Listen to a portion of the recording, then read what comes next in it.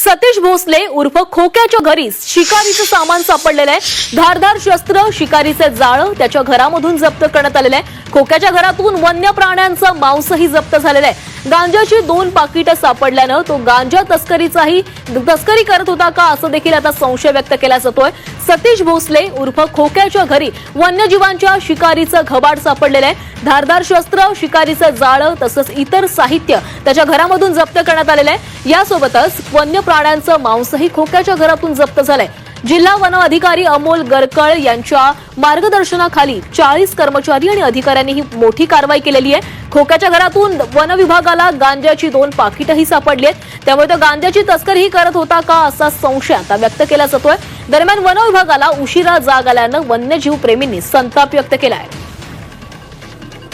तर या संदर्भात अधिकची माहिती घेणार आहोत आमचे प्रतिनिधी विकास माने आपल्यासोबत आहेत। विकास, खोक्याच्या घरामध्ये वन्य प्राण्यांची शिकारीसाठी जे सामान वापरले जातं ते घबाड सापडलेलं आहे, काय अधिकची माहिती आहे?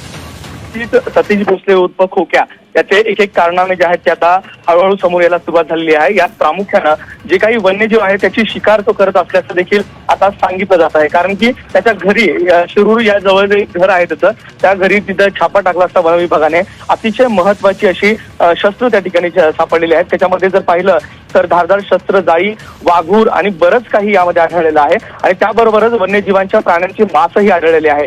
जिल्हा वन अधिकारी जे आहेत तिथे पोहोचलेले आहेत। त्यांच्यासोबत एक 40 अधिकाऱ्यांची टीम जी आहे ती देखील पोहोचलेली आहे आणि त्यांच्या माध्यमातून या ठिकाणी धाड जी आहे ती टाकण्यात आलेली आहे। मात्र या ठिकाणी जर पाहिलं तर गेल्या अनेक वर्षांपासून खरं तर या ठिकाणी शिकार जी आहे वन्य प्राण्यांची ती केली जात होती।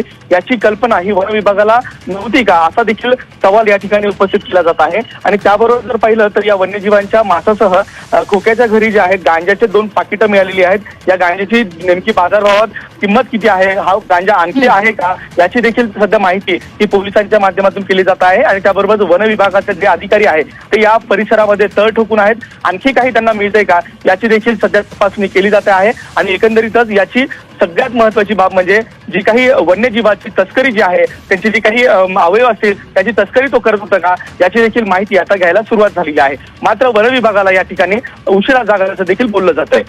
धन्यवाद विकास, तुम्ही दिलेल्या सविस्तर माहितीसाठी।